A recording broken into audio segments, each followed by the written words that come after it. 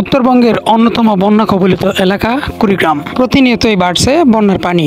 কুড়িগ্রামের প্রায় প্রত্যেকটি উপজেলায় বেড়ে গেছে বন্যার পানি, অতিক্রম করেছে বিপদসীমাও। ঈদের আনন্দ কাটতে না কাটতেই শুরু হয়েছে বন্যা। পবিত্র ঈদুল আজহার শুরু থেকেই ঘন বৃষ্টি আর ভারী বজ্রপাতে ভয়াবহ পরিস্থিতি বিরাজ করছে কুড়িগ্রাম জেলায়। তলিয়ে গেছে ফসলি জমি সহ অনেক গুরুত্বপূর্ণ স্থাপনা এবং বসতবাড়িও।